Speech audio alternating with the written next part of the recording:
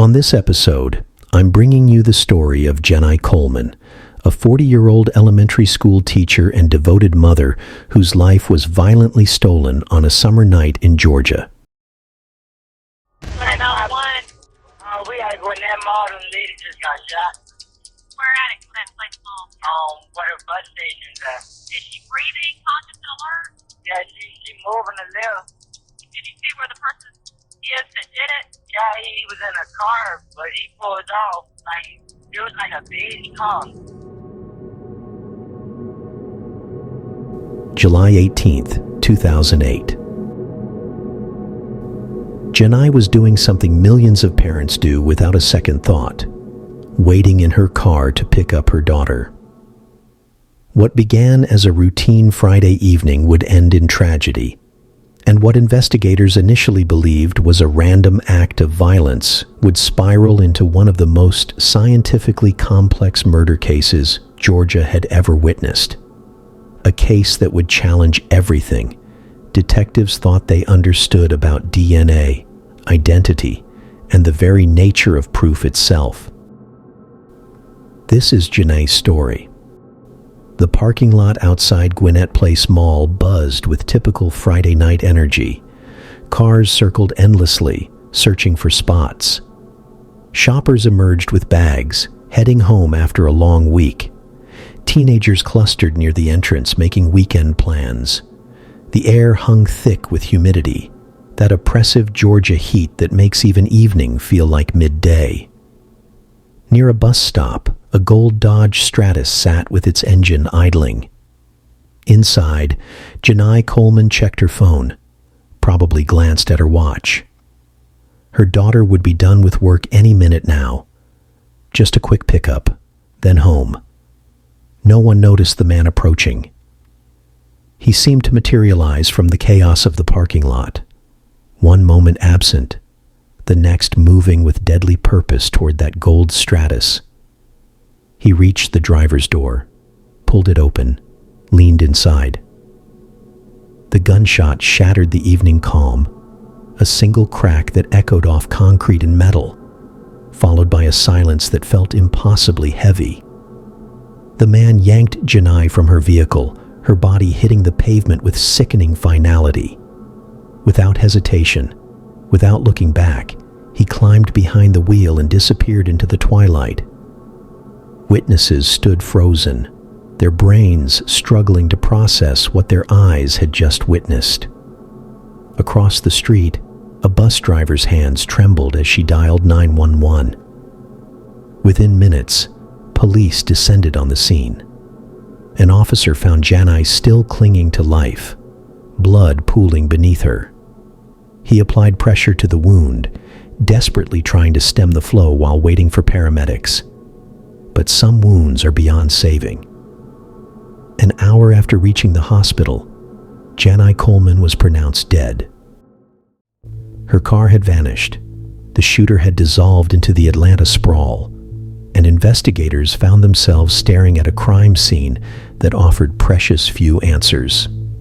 What looked like a simple carjacking would become anything but simple. To truly grasp what was taken that night, you need to understand who Janai Coleman was beyond the police reports and crime scene photographs. Born October 2, 1967 in Elkhart, Indiana, Janai came from the kind of tight-knit Midwestern family where faith wasn't just practiced on Sundays. It was woven into the fabric of daily life. She was one of 5 siblings raised by parents Geraldine and Robert Coleman, who instilled in their children the values of service, hard work, and unwavering dedication to family. Even when her parents' marriage ended, they maintained a united front, teaching their children that love transcends circumstances. Janai internalized these lessons completely. At 18, she made a choice that revealed her character: military service. While her peers were starting college or entering the workforce, Janai enlisted in the U.S. Navy Reserve, eventually serving as a military police officer. She brought discipline, honor, and an unshakable sense of duty to everything she touched. After completing her military commitment, Janai discovered her true calling: teaching. But for her, education was never just a profession. It was a mission. Her brother Edwin would later recall watching her in the classroom. She was phenomenal. I actually had the privilege of being her student. The way she connected with kids, the way she made them believe they could achieve anything. It was powerful to witness. Janai eventually settled in Georgia, teaching elementary school and touching countless young lives. Janai had opened her heart and home to 3 adopted daughters, Lakash, Felicia, and Adriana. She was their anchor, their champion, their guiding light. Every decision she made considered their futures first. By 2008, Janai had achieved another milestone, earning certification to open her own preschool. She dreamed of returning to Elkhart to establish an academy that would give young children the educational foundation they deserved. The plans were drawn. The vision was clear. She just needed time to make it happen. Time. That's what would be stolen from her in a mall parking lot on a July night. She was pronounced dead about 10 minutes into the surgery. Detective Damian Cruz of the Gwinnett County Police Department arrived at the scene while the pavement still held Janai's warmth. A seasoned investigator, Cruz had worked his share of violent crimes, but something about this case immediately felt different. Too public, too brazen, too senseless. The crime scene painted a picture, but it was frustratingly incomplete. Witnesses provided fragments: a man in a distinctive white shirt with green sleeves, an approach that seemed purposeful, the sharp crack of a single gunshot, the methodical way the shooter had removed Janai from her vehicle before driving off. The bus driver had watched it all unfold with horrifying clarity, but she couldn't answer the one question that mattered most: why? For 6 agonizing hours, they didn't even know the victim's name. Standard procedure, check for ID, notify family, became impossible when Janai's car and personal belongings had disappeared with her killer. Then, around 3 a.m., the call came in. A woman named Janai Coleman was reporting her sister missing. Janai should have picked up her daughter from work. Janai always picked up her daughter. When Camellia described her sister's gold Dodge Stratus, Cruz felt his chest tighten. He made the drive to deliver news no family should ever receive, watching the devastation wash over Camellia's face as the reality settled in. I just never thought that we would not grow old together. She was only 40 years old, and she was already gone. So it was hard. Janai had no enemies, no dangerous connections, no reason anyone would want her dead. To her family, to everyone who knew her, this made absolutely no sense. Cruz issued an APB for the gold Stratus, knowing that every passing hour diminished their chances of finding it, or the killer. Then, 12 hours after the murder, fortune finally smiled on the investigation. An off-duty officer spotted a gold Dodge Stratus in a Forest Park shopping center parking lot, roughly 40 miles from the crime scene. A man was walking away from it, talking animatedly on his cell phone. Something about the situation felt off. The officer ran the plates. It was Janai's car. When forensic technicians descended on Janai's recovered vehicle, they worked with painstaking precision. This car was now the primary crime scene, the only physical connection between victim and killer. Every fiber, every fingerprint, every microscopic trace could be the key that unlocked this case. What they discovered exceeded expectations.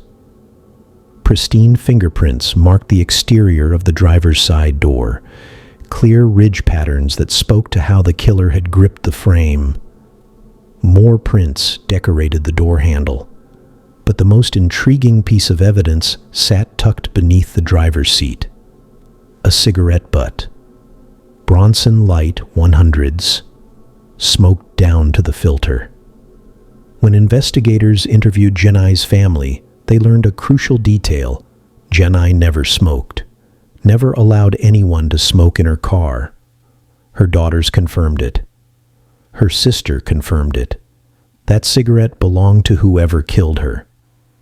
The DNA extraction process began immediately, but results take time. Cruz couldn't afford to wait with arms folded.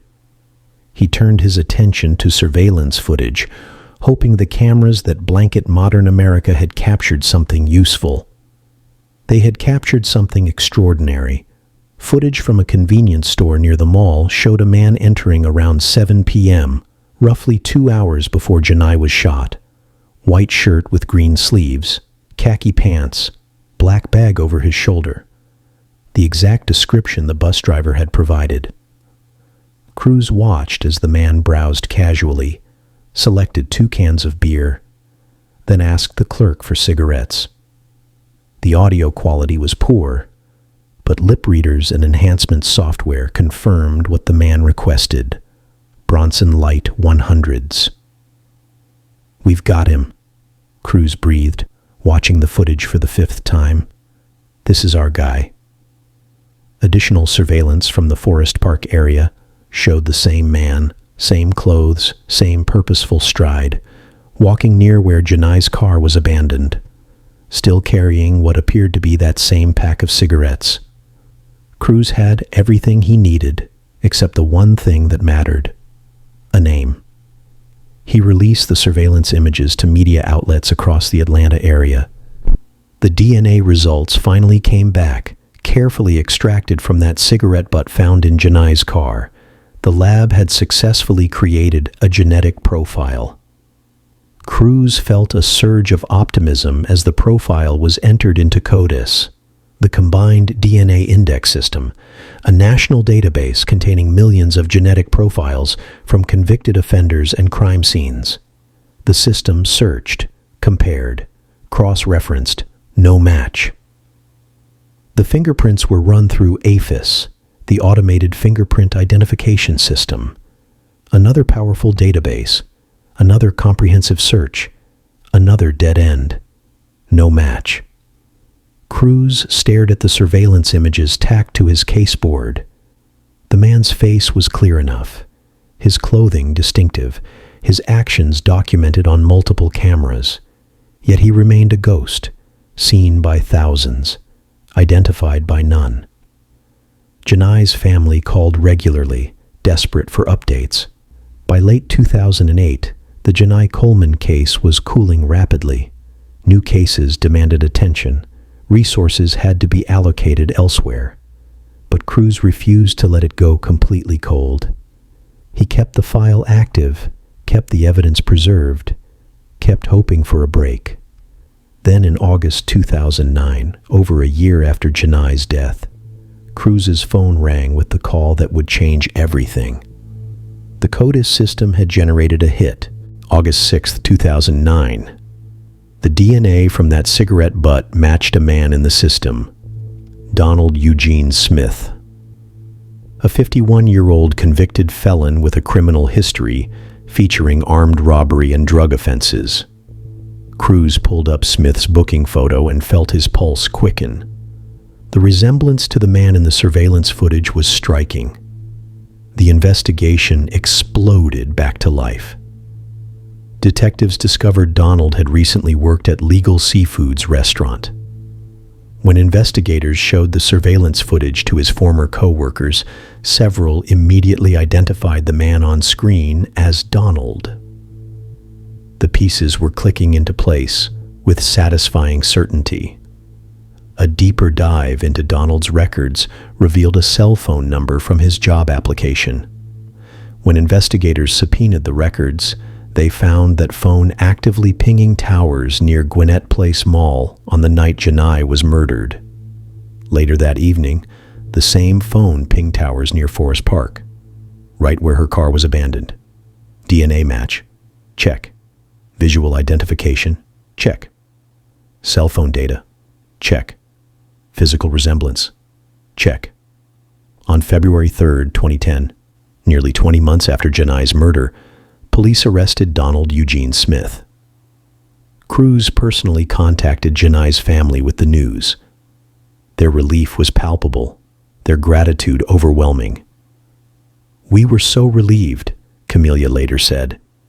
"It felt like the beginning of closure, like justice was finally within reach."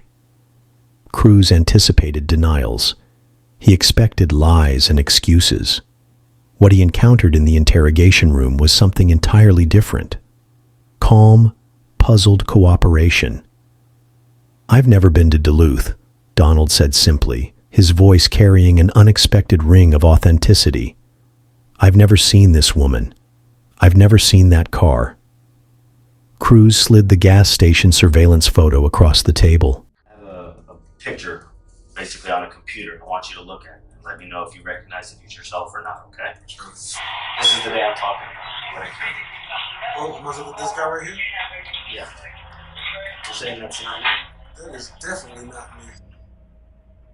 I don't have a shirt like that. I can't see the face of the person, but that's not me. Cruz pressed harder, methodically walking through the evidence. The DNA, the cell phone records, the witness identifications. Donald listened patiently, then delivered 5 words that shattered the entire investigation. "I have a twin brother." The room seemed to tilt. Cruz felt cold dread settling into his stomach as the implications crashed over him. "Identical twin?" Cruz asked. "His name is Ronald," Donald confirmed calmly. "We share DNA. But that man in your video, that's not me. Show it to my parents. Show it to my sister. They'll tell you that's Ronald." The revelation threatened to collapse everything. Identical twins share virtually identical DNA. Their genetic profiles are so similar that standard forensic testing cannot distinguish between them. The DNA evidence that had seemed irrefutable suddenly proved nothing about which brother had killed Janai Coleman. Cruz's investigation team scrambled. They'd arrested a man based on what they believed was concrete scientific evidence, only to discover they might have the wrong twin. The legal and ethical implications were staggering. If they couldn't definitively prove which brother was guilty, could they prosecute either one? Donald sat calmly in the interrogation room, declining to say much more about Ronald, but his parents and sister were more forthcoming. When detectives showed them the surveillance footage, the family's response was immediate and unanimous. "That's not Donald. That's Ronald." Cruz felt the case slipping through his fingers until he remembered a crucial fact. While identical twins share DNA, they don't share fingerprints. Fingerprints form in the womb based on random environmental factors: the exact position of the fetus, the specific composition of amniotic fluid, pressure, and movement within the uterus. Even genetically identical individuals develop unique ridge patterns. The fingerprints lifted from Janai's car suddenly became more critical than the DNA. Cruz ordered immediate comparison testing. When the results finally came back, they were definitive. The fingerprints on Janai's car door belonged to Ronald Smith, not Donald, Ronald. Donald was released with apologies that could never undo the trauma of wrongful arrest. Meanwhile, investigators tracked Ronald to his family's home. When confronted with the surveillance footage, his parents and sister confirmed what Donald had said. That was Ronald's walk, Ronald's style, Ronald on that screen. On February 5, 2010, Ronald Smith was arrested for the murder of Janai Coleman. In the interrogation room, Ronald initially maintained innocence with the same calm demeanor his brother had displayed. But Cruz had learned from experience. This time, he led with the fingerprints, evidence that couldn't be shared between brothers. He also noticed something revealing. When offered a cigarette break, Ronald pulled out a familiar red and white pack, Bronson Light 100s, the same brand from the surveillance footage, the same brand found in Janai's car. Cruz placed Janai's photograph on the table between them. This is the woman, okay? Her name was Janai, okay? She had 3 adopted children. She was a school teacher. Her family, they're very religious people. They were more just wanted to know why than anger. And I promised them I would at least ask. I can't. I swear I just can't say it right now. Okay. The composure he'd maintained began cracking. He asked for a break, needed to use the bathroom, needed a cigarette, needed to think. Cruz granted the request but left Janai's photograph on the table. Hidden cameras continued recording as Ronald sat alone in the interrogation room. What happened next would prove crucial. Ronald picked up the photograph. His lips moved, the words barely audible. Guilty. I don't know why. It was an accident. It was a hair trigger. I said I would take a car. So I'd done before when I was way younger. The gun went off. She said, he shot me. This is my auto revolver. It was 357. It was 5 shots. And then I went somewhere before I ended up doing something stupid again. I took the car down to the Forest Park there. No. You know, her family, this was something they really wanted to know as far as closure, okay? You can tell them that taking someone's life was not in the mix. It was no part of the picture. You can tell them it was a stupid accident. Well, thank you. I know that was difficult for you, but I thank you. He'd been drinking. He needed money. He decided to steal a car. Any car would do. When he saw Janai sitting alone, she became a target of opportunity. He approached the vehicle, opened the door. She resisted. The gun fired. It was an accident, Ronald insisted. The gun had a hair trigger. It just went off. I didn't mean to kill her. But Cruz knew better. The bus driver had heard Ronald curse at Janai before firing. The witness testimony didn't support an accidental discharge. This was a calculated execution, and Ronald's story was damage control, an attempt to transform murder into tragic accident. On April 28, 2010, a grand jury indicted him on multiple charges: malice murder, felony murder, motor vehicle hijacking, and firearm offenses. Ronald pleaded not guilty, setting the stage for a trial that would test whether a jury could see through a killer's excuses. For Janai's family, the indictment brought relief, but not peace. October 22nd, 2012. More than 4 years after Janai's murder, Ronald Smith's trial began in Gwinnett County Superior Court. The courtroom was packed, Janai's family on one side, Ronald's family on the other, both groups bearing the weight of years of anguish. Ronald's defense faced an impossible task. How do you create reasonable doubt when the evidence is this comprehensive? The strategy they chose was audacious and desperate. Blame the identical twin. In a stunning reversal, Ronald recanted his confession completely. He claimed that Donald, his brother, who'd already been cleared, was actually the killer. His new story, he'd only helped Donald clean the car afterward, which explained his fingerprints on the door. He'd forgotten to wipe that particular spot. The DNA was shared, so it could belong to either brother. The surveillance footage could show Donald, not Ronald. The courtroom erupted with shocked murmurs. Was this possible? Had investigators somehow gotten it wrong? but the prosecution was prepared. Expert witnesses explained the fingerprint evidence in meticulous detail. Those prints weren't from someone wiping down surfaces. They were from someone gripping the doorframe to drag a body out. The pressure points, the angles, the positioning all matched someone committing murder, not cleaning up. Donald himself took the stand, his testimony carrying the weight of wrongful accusation.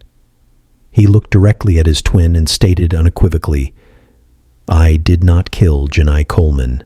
I was nowhere near that mall. Those fingerprints are not mine, and that person on the video is not me."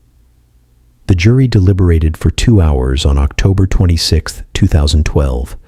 When they returned, their verdict was unanimous on all counts: guilty.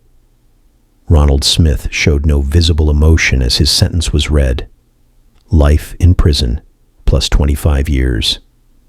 He would die behind bars at Wheeler Correctional Facility, where he remains today. Justice, when it finally arrived, brought Janai's family relief, but couldn't restore what they'd lost. Camelia spoke to reporters after sentencing, her voice steady despite tears. "We prayed for swift justice. We've received it, but it doesn't bring her back." The family could have let bitterness define them. They could have allowed Ronald Smith's cruelty to overshadow Janai's memory. Instead, they chose to honor her in the most meaningful way imaginable, by fulfilling the dream she'd carried in her heart. Janai had spent years planning to open a preschool in Elkhart, Indiana. She'd envisioned a place where young children could receive the educational foundation they deserved, where learning and love would combine to create futures filled with possibility. She'd earned her certification. She'd drafted business plans. She'd even chosen a name, the Janai Coleman Excellence Academy. On July 13, 2015, just days before the 7th anniversary of her murder, that academy opened its doors to the world. More than 100 children walked into classrooms designed according to Janai's vision. Her mother, Geraldine Brown, stood in the lobby surrounded by colorful artwork and children's laughter, tears streaming freely. "This is a legacy of love," Geraldine told reporters who'd gathered for the opening. Janai stood for what was right. She stood for encouragement and improvement in young people's lives. Through this academy, she's still accomplishing her dreams, still building hope for children in our community. The academy thrives today, a living testament to a woman who believed deeply in education's transformative power. Every child who enters those doors carries forward a piece of Janai's spirit. Every teacher who shapes young minds honors her memory. In the end, Ronald Smith took her life, but he couldn't take her legacy. That belongs to the countless lives she touched and continues to touch through the academy that makes her dream eternal. Thank you for listening.